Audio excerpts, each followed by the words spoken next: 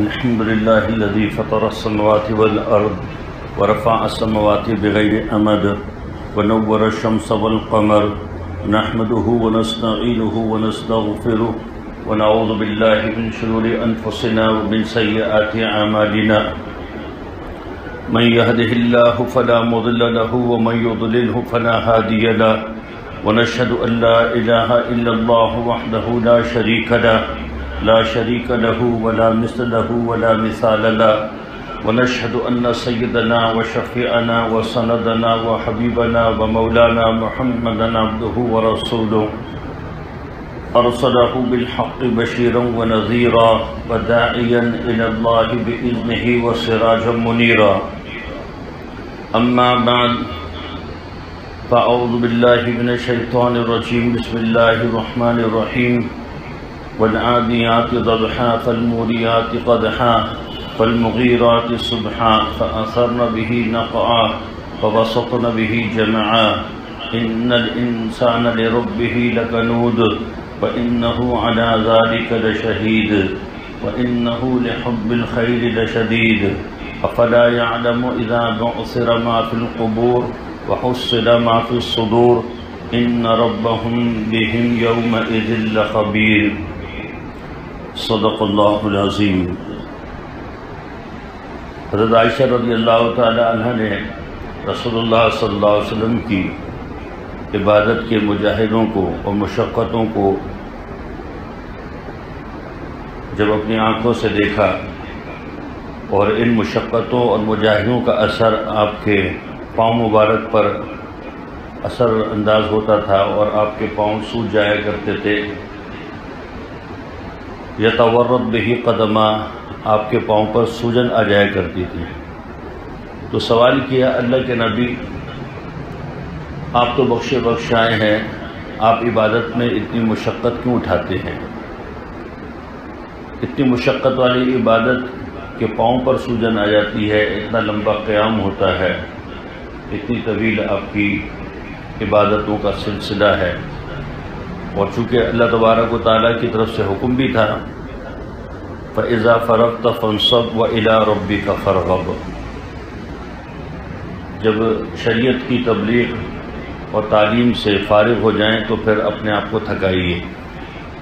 بہرحال حضرت عائشہ نے سوال کیا تھا یہ بات، تو نبی علیہ الصلوۃ والسلام نے فرمایا افلا ان اکون عبدا شکورا، عائشہ میں شکر گزار بندہ نہ بنوں کہ رب نے مجھے یہ مقام دیا، کائنات کا سب سے افضل ترین انسان بنایا، اور اللہ تبارک و تعالیٰ نے نبوت کی مہر کو مجھ پر ختم کیا، اور اللہ تبارک و تعالیٰ نے مجھے آسمانوں پر بلایا۔ یہ ساری نعمتیں رسول اللہ صلی اللہ علیہ وسلم کے ساتھ اختصاص رکھتی ہیں۔ تو ان تمام باتوں کا تقاضا یہ بنتا ہے کہ میں اپنے رب کی نعمتوں کا شکر اس طرح ادا کروں کہ اس کی عبادت میں اپنے آپ کو تھکاؤں۔ تو عبادت میں اپنے آپ کو تھکانا یہ رب کی شکر گزاری ہے۔ ہم دیکھتے ہیں کہ ہم سے دن اور رات اس سلسلے میں بڑی کوتاہیاں ہوتی ہیں، ہم نعمتوں کی شکر گزاری میں کمزور ہیں، اور اللہ یہ چاہتے ہیں کہ بندہ جو ہے اپنے رب کا شکر گزار ہو، اپنی رب کی شکر گزاری اس کی زبان پر بھی ہو اور اس کے عمل میں بھی ہو۔ سورہ عادیات کے اندر اللہ تبارک و تعالیٰ نے اس مفہوم کو حکیمانہ انداز میں اور عبرت اور موعظت کے انداز میں ذکر کیا ہے کہ پہلے اپنی مخلوقات میں سے ایک مخلوق گھوڑا، اس کی صفات کو بیان کیا ہے، والعادیات ضبحا، اس کی قسم کھائی اللہ تبارک و تعالیٰ۔ یہ قرآن کا انداز ہے کہ قرآن میں اللہ تبارک و تعالیٰ صورتوں کی ابتدا بسو اوقات مخلوقات کی قسموں سے شروع کرتے ہیں، والضحیٰ واللیل اذا سجا والتین والزیتون۔ اسی طرح بہت ساری مختلف صورتیں ہیں کہ جس میں اللہ نے مخلوقات کی قسم کھائی ہے۔ ہم اور آپ بحیثیت مسلمان ہونے کے اس بات کے مکلف ہیں کہ ہم مخلوقات کی قسم نہیں کھا سکتے، ہمیں منع کیا اللہ نے۔ ہم صرف قسم کھائیں گے تو اللہ کی قسم کھائیں گے۔ رسول اللہ صلی اللہ علیہ وسلم نے واضح طور پر فرمایا کہ اللہ کے علاوہ کسی اور کی قسم نہ کھاؤ، اپنے آباء و اجداد کی قسمیں نہ کھاؤ، ولا تحلفوا آباءکم، اپنے آباء و اجداد کی قسمیں نہ کھاؤ، وتحلفوا باللہ، اللہ کی قسم کھاؤ۔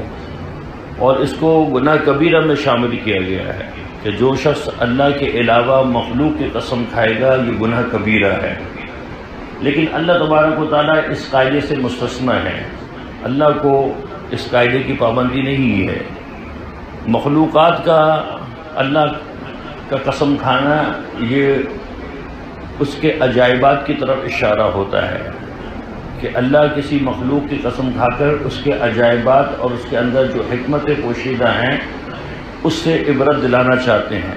تو گھوڑوں کی یہاں پر قسم کھا کے گھوڑوں کی وفاداری کی طرف اشارہ کیا گیا ہے۔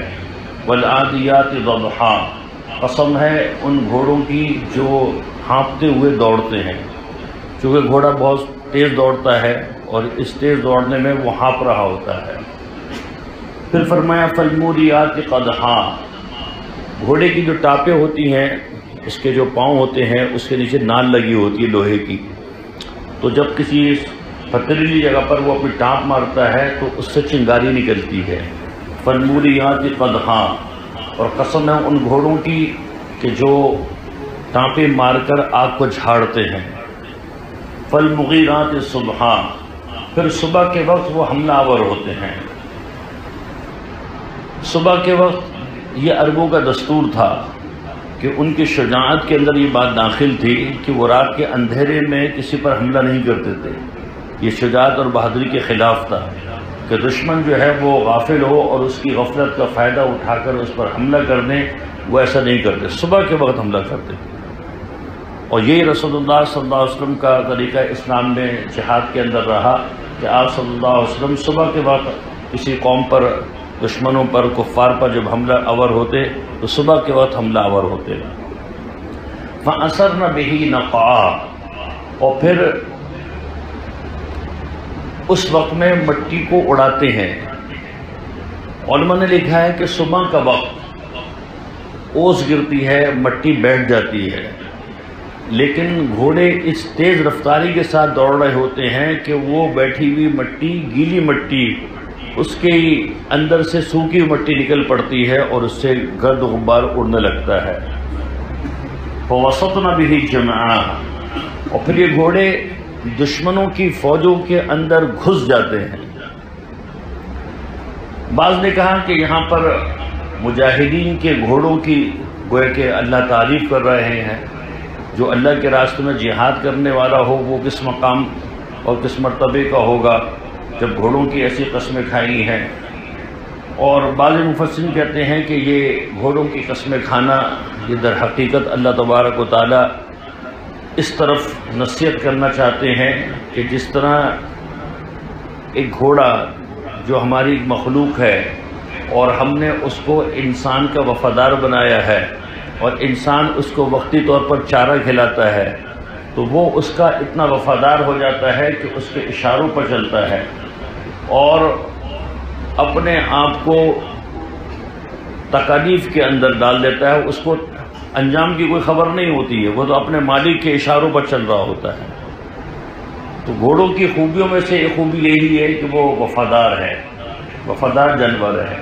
اللہ نے اس کو نمایاں جو خوبیاں دی ہیں ان میں سے ایک خوبی تو یہ ہے، اور دوسری خوبی یہ دی ہے کہ اس کے اندر محنت اور جد و جہد ہوتی ہے، محنتی جانور ہے، پھرتیلا جانور ہے، اور یہ آلات جہاد ہے، جہاد کا ایک آلہ ہے۔ گویا کہ دنیا کی اولین آفرینش سے یہ شروع ہوا ہے اور آج بھی دور جدید میں جہاں پر آلات حرب اپنی جدید ٹیکنالوجی پر انتہا کو ہیں، لیکن دنیا کی تمام فوجوں کے اندر ایک فوجی دستہ ایک گھوڑوں کا دستہ ضرور شامل ہوتا ہے، ایک فوجی دستہ ایسا ہوتا ہے جو گھوڑ سوار ہوتا ہے، تو آلات حرب میں سے ہے۔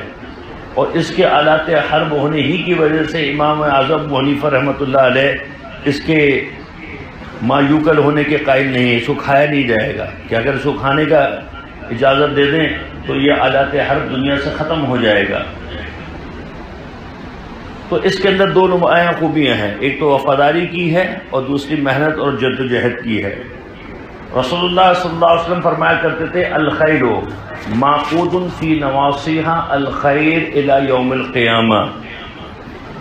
گھوڑوں کی جو پیشانی ہے نا، یہ پیشانی، فرمایا اس پیشانی کے اندر اللہ نے قیامت تک کے لیے خیر کو بند کر دیا ہے۔ جس کسی کے پاس گھوڑا ہوگا اس کو برکتیں ملیں گی۔ اور بالخصوص علماء نے اس حدیث کو جہادی گھوڑوں سے جوڑا ہے کہ جو جہاد کے لیے اپنے پاس گھوڑے کو پالتا ہے تو اللہ نے اس کی پیشانی میں خیر کو رکھا ہے، برکت کو رکھا ہے۔ تو الخیر معقود فی نواصیہا الخیر الی یوم القیامہ، قیامت تک کے لیے اس کی پیشانی کے اندر اللہ نے خیر کو بند کر دیا ہے۔ تو گھوڑا اپنے مالک کا وفادار، اس کے چارہ دینے پر اس کی وفاداری کا حق ادا کرتا ہے۔ تو انسان اشرف المخلوقات، اللہ نے وَلَقَدْ كَرَّمْنَا بَنِي آدم، ہم نے ابن آدم کو تمام مخلوقات پر عزت، فوقیت، اعزاز دیا ہے، تمام مخلوقات کے اوپر اللہ نے اس کو فوقیت دی انسان کو۔ گھوڑے کے اندر عقل بھی نہیں ہے، گھوڑے کے اندر گویا کہ احکام کی تکلیف بھی نہیں ہے، سمجھ بوجھ بھی نہیں ہے۔ انسان اشرف المخلوق، اور اشرف المخلوق ہونے کے ساتھ اس کے اندر عقل و خرد اللہ نے رکھا ہے، اللہ نے اس کو سمجھ دی ہے، اس کو علم دیا ہے، لیکن وہ اپنے اشرف المخلوقات ہونے کے باوجود اپنے رب کا وفادار رہی ہے۔ اصل موعظت اور حکمت اور وعظ اور نصیحت اس صورت کے اندر اللہ تبارک و تعالیٰ نے یہ بیان فرمائی ہے۔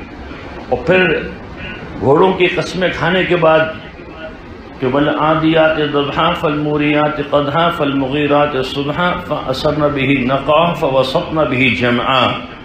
ان صفات اور قسموں کو بیان کرنے کے بعد اللہ فرماتے ہیں إِنَّ الْإِنسَانَ لِرَبِّهِ لَكَنُودٌ، انسان اپنے رب کا بڑا ناشکرا ہے۔ گھوڑے کی وفاداری، اس کی شکر گزاری کو ذکر کیا، اور پھر انسان کے بارے میں فرمایا إِنَّ الْإِنسَانَ لِرَبِّهِ لَكَنُودٌ وَإِنَّهُ عَلَى ذَلِكَ لَشَهِيدٌ۔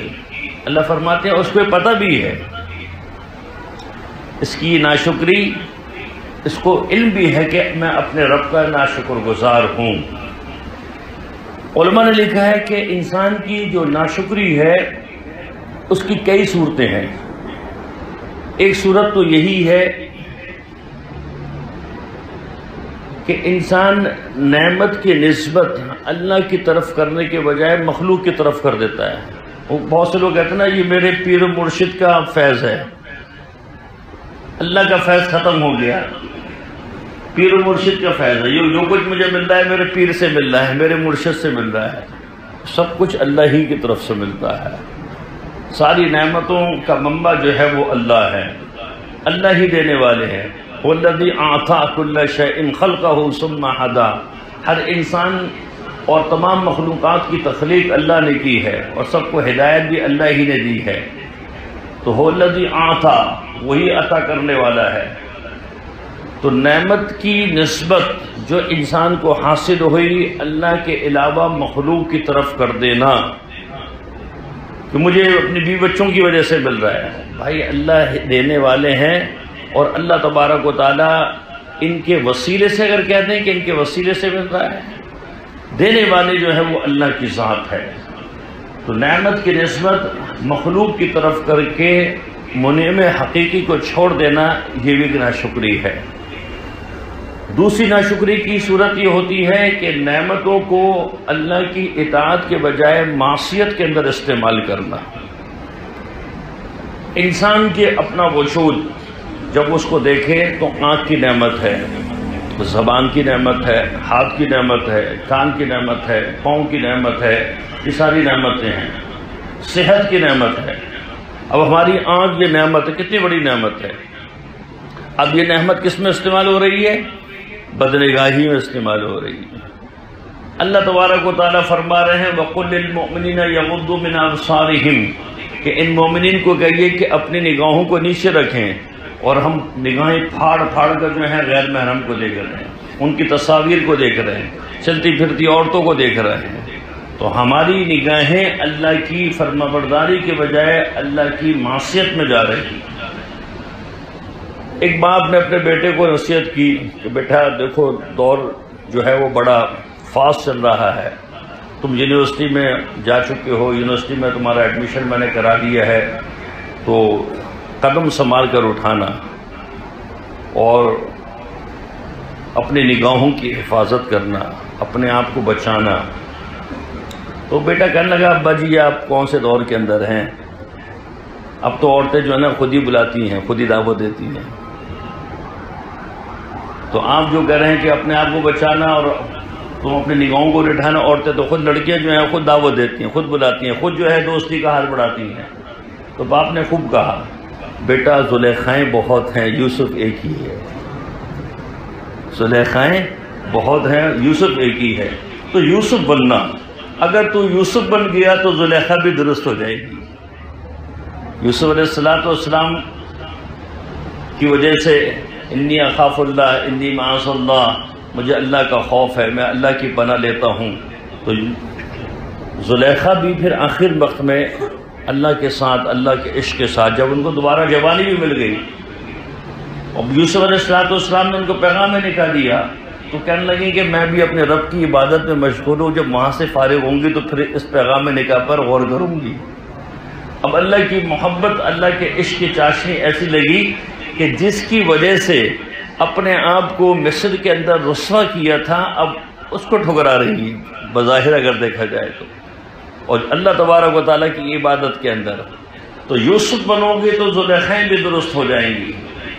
تو اپنے آپ کو غیر محرم کی طرف دیکھنے سے بچانا، اپنی نگاہوں کی حفاظت کرنا، گویا کہ اس کا استحضار ہو کہ یہ نعمت میرے رب نے مجھے دی ہے اور اس کو اس کی فرمانبرداری میں استعمال کرنا ہے۔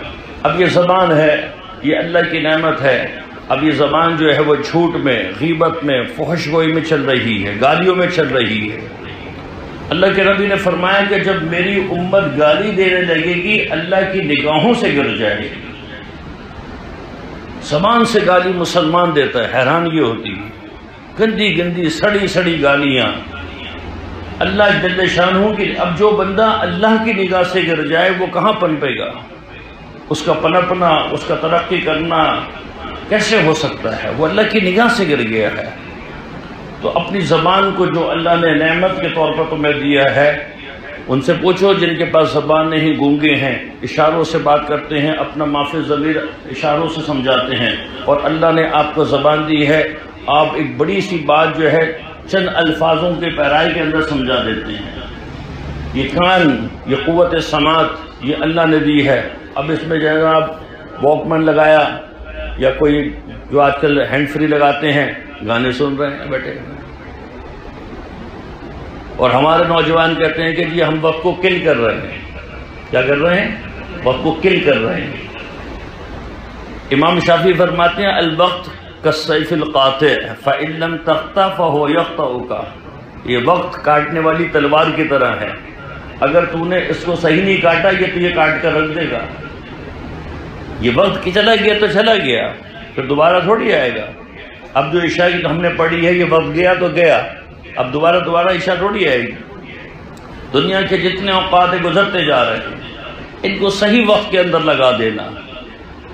تو اپنے کانوں کا استعمال، اپنی آنکھوں کا استعمال، اپنی زبان کا استعمال، اپنے ہاتھ کا استعمال، اپنے پاؤں، یہ تو ہمارا جسم ہو گیا۔ اب ہم خارج میں آ جائیں، اللہ نے ہمیں مال دیا ہے، اب یہ مال یہ اللہ کی طرف سے ہمیں ملا، لیکن اس مال کو ہم کہاں لگا رہے ہیں؟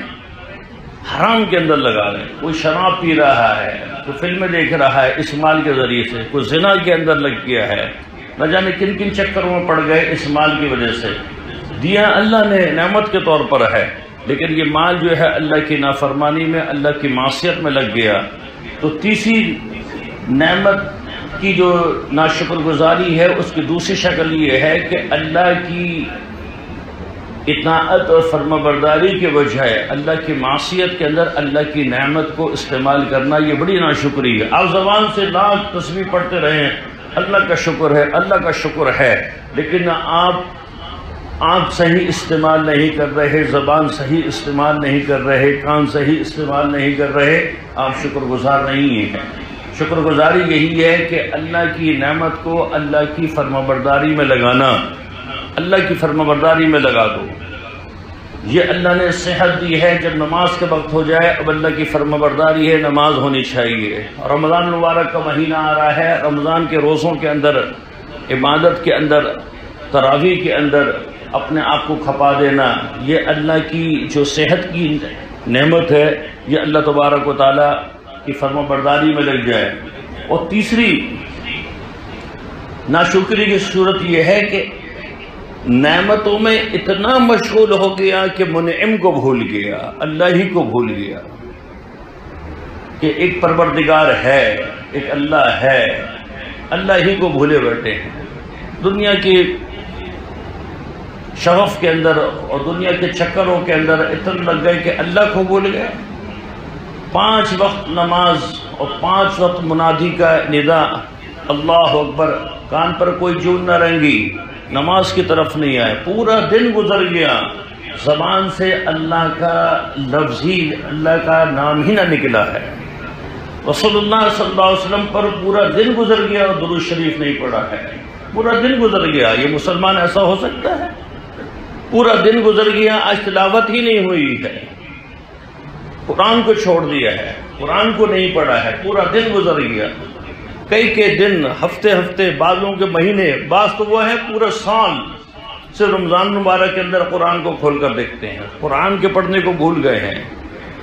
تو دنیا کی نعمتوں کے اندر اتنے مشغول ہوئے کہ اپنے منعم کو بھول گئے، نہ زبانی شکر ہے نہ عملی شکر ہے۔ تو یہ تیسری ناشکری کی شکل ہے۔ تو اللہ تبارک و تعالیٰ اس ناشکری کو بتانے کے بعد فرماتے ہیں وَإِنَّهُ لِحُبِّ الْخَيْرِ لَشَدِيدٌ، یہ انسان مال کی محبت میں بڑا پکا ہو گیا ہے، مال کی محبت میں بڑا پکا ہے۔ حضرت تھانوی صاحب فرمایا کرتے تھے کہ انسان کی جو حالت ہے وہ یہ ہے کہ چمڑی جائے دمڑی نہ جائے، اور یہ محاورہ بھی ہے، چمڑی کہتے ہیں جسم کو اور دمڑی کہتے ہیں مال کو۔ انسان اپنے جسم پر جھیل لیتا ہے، لیکن مال کے اوپر، یہ نوجوان جب موٹر سائیکل ان کی سلپ ہوتی ہے نا، یہ سب سے پہلے اپنی جیب میں نکال کر موبائل کو چیک کرتے ہیں کہ اس کی اسکرین تو نہیں ٹوٹی، اپنی موٹر سائیکل کو چیک کرتے ہیں کوئی انڈیکیٹر وغیرہ نہیں ٹوٹا، اپنے گھٹنوں کو چیک نہیں کریں گے، اپنے ہاتھوں کو چیک نہیں کریں گے، وہ بات کی بات ہے، پہلے اپنے مال کو چیک کرتے ہیں مال صحیح ظالم ہے کہ نہیں ہے۔ اور کتنے لوگ ایسے ہیں کہ مال کے خرچ ہونے کے خوف سے ڈاکٹر ہی کو نہیں دکھاتے ہیں، کہ ڈاکٹر کے پاس جائیں گے، وہ لمبا چوڑا نسخہ لکھ دے گا اور پھر وہ ٹیسٹ لکھ دے گا، اس ڈاکٹر کی فیس الگ ہوگی اور دوائیں الگ ہوں گی، ٹیسٹ الگ ہوں گے۔ چھوڑے یار، سیلف میڈیکیشن کر لیتے ہیں، ادھر سے پوچھ کے دوائی کھا لیتے ہیں، علاج ہی نہیں کرا رہے ہوتے ہیں، مال خرچ نہ ہو۔ اس لیے حضرت تھانوی صاحب فرمایا کرتے تھے کہ اپنے نفس کے اوپر گناہ کی صورت میں جرمانہ جو عائد کرو وہ عمل کرنا کرو، مال کا کرو۔ جیسے مثال کے طور پر آپ نے اپنے اوپر یہ لازم کر لیا کہ میں ایک دفعہ جب بھی بدنگاہی کروں گا 2 رکعت نفل پڑھوں گا، تو فرماتے ہیں کہ ایک وقت میں نفس جو ہے وہ اس کا عادی ہو جائے گا، کہہ رہے 2 رکعت تو پڑھنی ہے دیکھو۔ لیکن وہ فرماتے ہیں کہ اگر اپنے نفس کو بدعملی کی صورت میں مال کا جرمانہ اگر لگاؤ گے تو اس صورت میں نفس جو ہے اس کو برداشت نہیں کرے گا۔ جیسے مثال کے طور پر آپ یہ کہو کہ اگر میری ایک بدنگاہی ہوئی تو 10 روپے دوں گا، اب جب ایک دفعہ بدنگاہی ہوگی 10 روپے جیب سے نکلیں گے نا، اب دن میں 10 مرتبہ 100 روپے نکل جائیں گے، تو کہے گا یار یہ تو 3000 روپے مہینہ ہو گیا، تو بڑا خرچہ ہو جائے گا، اپنے آپ کو روکے گا۔ مال کے اوپر جب آئے گا تو اس صورت میں آپ کو فوراً بچاتا ہے۔ تو وَإِنَّهُ لِحُبِّ الْخَيْرِ لَشَدِيدٌ، کہ انسان مال کی محبت میں بڑا سخت ہے، بڑا پکا ہے۔ اور یہ عام طور پر یہ جب انسان کے اندر مال کی محبت آتی ہے، اس کے اندر تمام برائیوں کی جڑ آ جاتی ہے۔ حضرت حسن بصری رحمہ اللہ فرمایا کرتے تھے حب الدنیا راس کل خطیہ، کہ دنیا کی محبت تمام برائیوں کی جڑ ہے، یہیں سے ساری برائیاں شروع ہوتی ہیں۔ کیونکہ مال جو ہے وہ دنیا ہے. مال کا حصول اللہ سے غافل کر دے تو یہ مال جو ہے یہ باعث گرفت ہے. لیکن مال کی وجہ سے اللہ سے غفلت نہ ہوئی، عبادت سے غفلت نہ ہوئی تو کوئی مشکل نہیں ہے، کوئی پریشانی نہیں. ترس المؤمن، پھر تو یہ مومن کی ڈھال ہے. وَقَادَ الْفَقْرُ أَن يَكُونَ كُفْرًا، بس اوقات فقر و فاقہ تو کفر بن جاتا ہے. تو مال کا اپنی ذات میں خراب ہونا نہیں ہے، لیکن مال کی وجہ سے غفلت میں آ جانا یہ خرابی ہے. کہتے ہیں نا دنیا کس کو کہتے ہیں؟ ہر وہ چیز جو آپ کو اللہ سے غافل کر دے وہ دنیا ہے. اگر آپ کے بیوی بچے آپ کو اللہ سے غافل کر دیتے ہیں تو یہی دنیا ہے. آپ کی دکان، آپ کی فیکٹری، آپ کی ملازمت آپ کو اللہ سے غافل کر دیتی ہے، یہ سب دنیا ہے. لیکن آپ فیکٹری 1 2 3، آپ کی گاڑیاں، آپ کا بینک بیلنس، آپ کی دنیا کا رکھ رکھاؤ، ہائی پروفائل زندگی، لیکن غفلت نہیں آتی ہے اپنے رب سے، تو یہ دنیا نہیں ہے، یہ دنیا نہیں ہے. ہمارے اکابر ایسے بھی گزرے ہیں کہ جن کے پاس مال کی بہتات تھی، کثرت تھی. حضرت حسن رضی اللہ تعالیٰ عنہ رسول اللہ صلی اللہ علیہ وسلم کے نواسے، حسنین کریمین، سیدہ شباب اہل الجنہ، جنت کے سرداروں میں سے سردار ہیں. ایک جوڑا روزانہ پہنتے اور اس کو صدقہ کر دیا کرتے، اگلے دن دوسرا. روزانہ کا ایک جوڑا. کوئی ہے آج کا کوئی بڑا مالدار روزانہ ایک جوڑا پہنے اور صدقہ کرے دوسرا روزانہ ہو؟ بڑے سے بڑے مالدار بھی ایسا نہیں کر سکتا ہے. تو کسی نے کہا کہ آپ کے نانا تو کہتے تھے کہ الدنیا سجن مومن و جنت الکافر، دنیا جو ہے وہ مومن کا قید خانہ ہے اور کافر کے لیے جنت ہے. آپ نے تو یہی جنت بنائی ہوئی ہے، روزانہ نیا سوٹ پہن رہے ہیں. تو حضرت فرمایا کرتے تھے، بڑے لوگ تھے نا، نبی کے نواسے تھے، کوئی معمولی آدمی تھوڑی تھے. حضرت علی کے بیٹے ہیں، حضرت فاطمہ رضی اللہ عنہ کے صاحبزادے ہیں. نبوت کے گھر کے اندر پرورش ہوئی ہے. رسول اللہ صلی اللہ علیہ وسلم کی پیٹھ ان کی سواری بنی ہے. کوئی ہلکے لوگ تھوڑی تھے. سیدہ شباب اہل جنہ ایسے تھوڑی کا ہے، جنت کے نوجوانوں کے سردار. تو کہنے لگے کہ ہم دنیا کا ہر جوڑا قیدی کا جوڑا سمجھ کر ہی پہنتے ہیں، کوئی ہمارے دل کے اندر تکبر نہیں ہے. دنیا کی اگر آپ اعلی سے اعلیٰ اگر جوڑا کپڑا جوتا پہنتے ہیں، جیسے صحابہ نے سوال کیا اللہ کے نبی، ہم میں سے ہر ایک چاہتا ہے کہ اس کے کپڑے اچھے ہوں، اس کا جوتا اچھا ہو، اس کا امامہ اچھا ہو، تو کیا یہ تکبر ہے؟ فرمایا کہ ان اللہ جمیل ویحب الجمال، اللہ خود خوبصورت ہے، خوبصورتی کو پسند فرماتا ہے. التمس الخیر فی وجوہ الحسان، خیر کو خوبصورت چہروں کے اندر تلاش کرو. جو اللہ والے ہوتے ہیں اللہ ان کے چہرے پر اعمال کا حسن دے دیتا ہے. تو یہ نہ ہو کہ ہم بالکل فقیری کی حالت میں، اللہ نے مال دیا ہے ہم فقیری کی حالت میں ہو جائیں، اس مال کا اثر بھی نظر آئے، اپنا اندر آپے سے باہر نہ ہو. ایک تقریب تھی، حضرت مولانا قاسم نانوتوی رحمہ اللہ بھی موجود ہیں، مولانا گنگوئی رحمہ اللہ بھی موجود ہیں. اب مولانا قاسم نانوتوی رحمہ اللہ کی جو طبیعت تھی وہ سادہ تھی. سوت کا کپڑا جو جولاہے پہنتے تھے، اس کا کرتا پہنتے تھے اور ایک تہبند، بس یہ ان کی کل کائنات ہوا کرتی تھی. اور حضرت گنگوئی رحمۃ اللہ علیہ وہ بڑے باورچی اور بڑے رکھ رکھاؤ والے، سفر پر بھی جاتے تو پوری ایک پیٹی ہوتی تھی، اس میں تمام سامان ہوتا تھا. اور حضرت نانوتوی صاحب چلو بھائی تہمد اور ایک کرتا اور ایک کندھے پر رومال، یہ ان کا کل کائنات تھی. کوئی رکھ رکھاؤ نہیں تھا، سادہ آدمی. ایک دفعہ ٹرین میں سفر کر رہے تھے تو کسی نے سمجھا کہ شاید جوڑا ہے. کہنا ہے بڑے میاں آج کل سوت کا وہ سوت دھاگا ہوتا ہے نا، اس کا کیا بھاؤ چل رہا ہے؟ تو کہنے لگے کافی دن ہو گئے مارکیٹ گیا نہیں اس لیے معلوم نہیں ہے مجھے. وہ تو عالم تھے، بڑے عالم تھے، لیکن جو ان کا گیٹ اپ تھا وہ ایک ایسا تھا، اس زمانے جو جولاہے تھے جو کپڑے بنتے تھے نا وہ گیٹ اپ تھا ان کا. تو بہرحال ایک تقریب میں تھے. تو اب جب بڑے حضرات جب تقریب میں ہوتے ہیں نا تو لوگ کمپیریزن کرتے ہیں، یار یہ بڑا بزرگ ہے، یہ بڑا بزرگ ہے، یہ بھی کرتے ہیں نا لوگ. اچھا بزرگی کو پہچانتے ہیں لوگ عام طور پر لوگوں کے، وہ ہوتا ہے جو فقیر ہو، مسکین سا ہو، پھٹے پرانے کپڑے پہنا ہو، یہ فقیر بندہ ہے. اور جو رکھ رکھا ہوا ہوتا ہے اس کو کہتے ہیں یہ سر یہ فقیر، یہ یہ اتنا نہیں ہے. تو لوگ آپس میں چہرے گویا کرنے لگے، کہنا جی مولانا قاسم نانوتوی اور گنگوئی رحمت دونوں بڑے پہنچے ہوئے بزرگ ہیں، لیکن جو بات مولانا قاسم نانوتوی کی ہے نا وہ گنگوئی صاحب میں نہیں ہے. لیکن میرے سارے سوجل اور یہ جو نا تقریباً 1000 اور حقیقت میں کتابوں کے اندر تذکرہ قاسمی میں نے کتاب لکھی ہے، اس میں سند کے ساتھ یہ واقعہ ہے کہ اس وقت 1000 روپے کا جوڑا، اس وقت کے زمانے کا 1000 کا جوڑا حضرت گنگوئی صاحب پہنے ہوئے. یہ بات مولانا قاسم نانوتوی رحمہ اللہ کے کانوں تک پہنچ گئی کہ لوگ یہ کہہ رہے ہیں. تو سب کو اپنے طرف متوجہ کر کہنے لگے سنو، تم لوگ جو ہے وہ بزرگی کو کپڑوں کی پیمانے پر پرکھتے ہو کہ جس کا کپڑا موٹا اور فقیرانہ وہ بزرگ ہوگا. فرمان لگے کہ یہ جو شخص ہے نا حضرت گنگوئی صاحب رحمہ اللہ کی طرف اشارہ کرنا ہے، یہ وہ شخص ہے کہ جس کو بادشاہت کی مسند پر بٹھا دو تو اس کو اپنے نفس پر اتنا قابو ہے کہ اپنے نفس سے باہر نہیں ہو سکتا ہے. اور مجھے یہ جو میں معمولی سا کپڑا پہن رہا ہوں میں اس میں سے ہی باہر نکل رہا ہوں، میرا نفس اس سے بھی باہر، میں نے اس نفس کو اس میں بند کیا ہوا ہے. تو مال اپنی ذات کے اندر نقصان کی چیز نہیں ہے، مذمت کی چیز نہیں ہے، لیکن اس مال کی وجہ سے دل کے اندر بگاڑ آ جائے، اللہ کی محبت نکل جائے، دنیا کی چاہت بڑھ جائے، دنیا کی مشغولیت بڑھ جائے اور مال کے حصول کا جذبہ اللہ سے غافل کر دے تو یہ مال جو ہے یہ قابل گرفت ہے.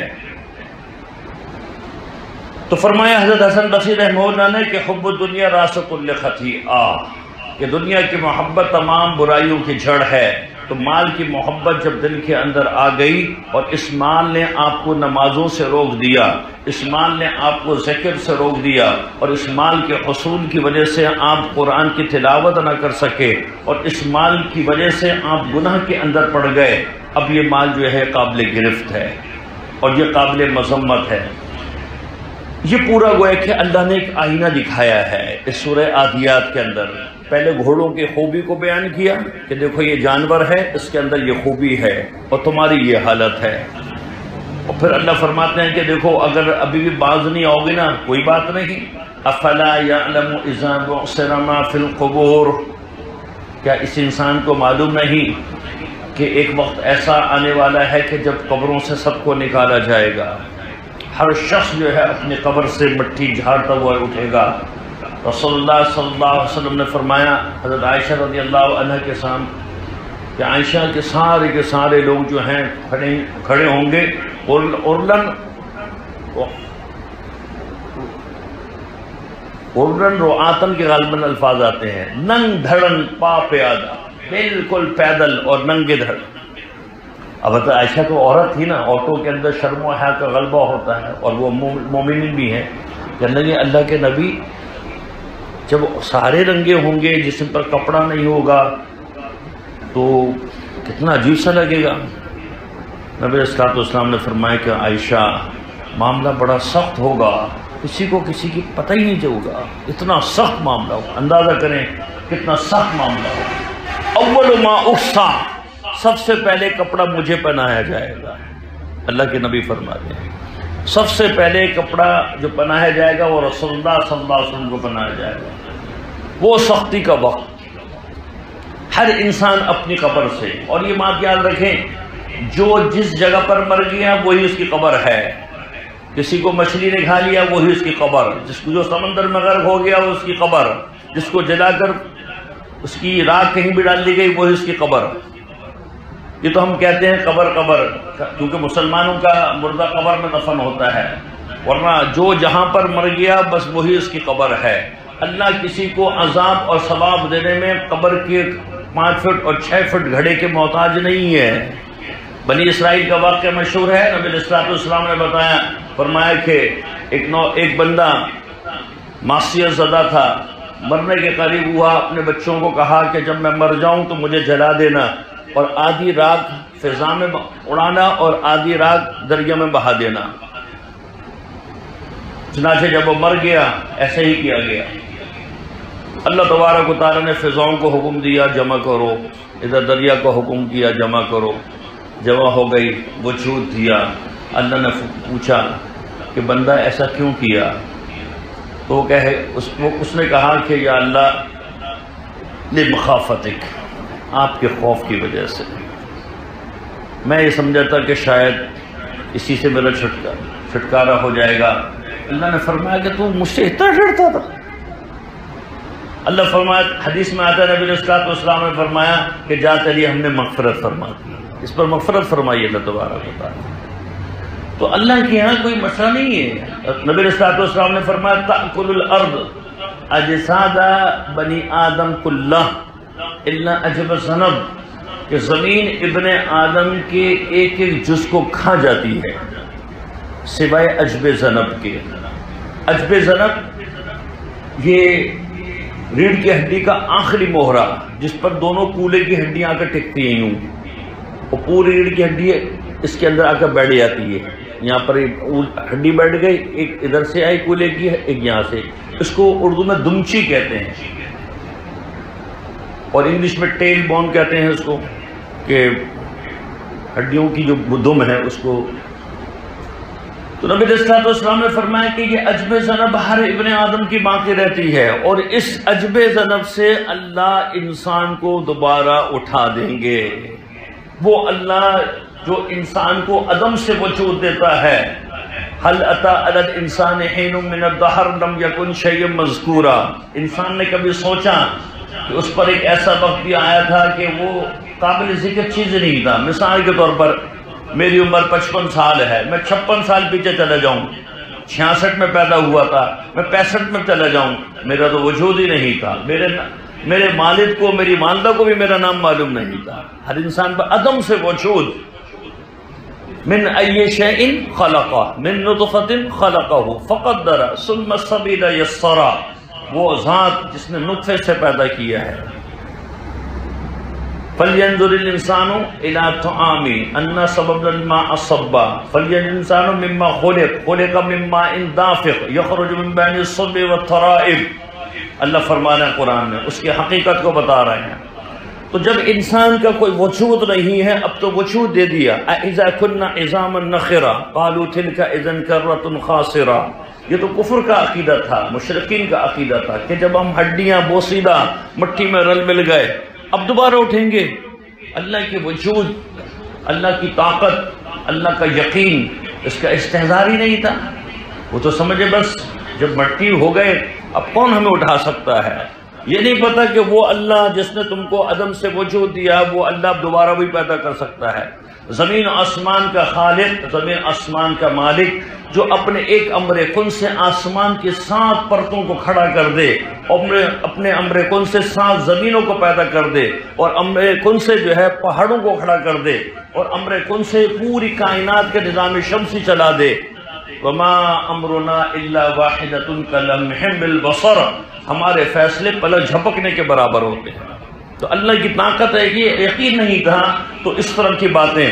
تو اللہ آئینہ دکھانے کے بعد فرماتے ہیں افلا یعلم اذا بعثر ما فی القبور، کیا اس کو معلوم نہیں کہ جس وقت کے قبروں سے اٹھایا جائے گا، وحصل ما فی الصدور، ان دلوں کے اندر، ان سینوں کے اندر کیا ہے، اس میں کتنی اللہ کی محبت ہے۔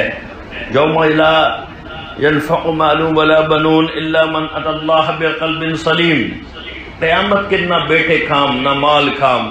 انسان سمجھتا نا میرے بیٹے میرا مال، اللہ فرمایا کچھ کام نہیں آئے گا، الا من اتى الله بقلب سلیم، دل کی جانچ پڑتال ہوگی، دل کتنا سلامتی والا تھا، اس دل کے اندر اللہ کی محبت کتنی تھی، اس دل کے اندر اللہ سے تعلق کتنا تھا، اس دل کے اندر گناہ کی لذتیں کتنی ہیں اور اعمال کی شغف کتنا ہے، یہ سب جانچ پڑتال کی جائے گی، اس دل کو دیکھا جائے گا۔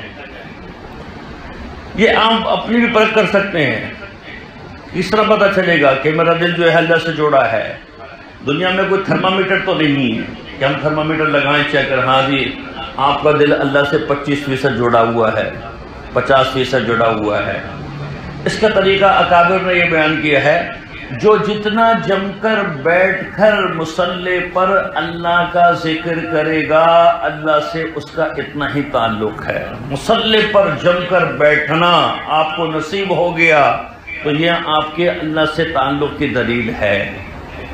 کتنے لوگ ہیں جو جھکتے ہی نہیں، اور کتنے لوگ ہیں جو جھکتے ہیں تو وہ جمتے ہی نہیں ہیں. نماز پڑھی بھاگے، نماز پڑھی اور مسجد خالی، بیٹھے ہی اللہ کے سامنے، ذکر ہی نہیں کیا اللہ کے سامنے.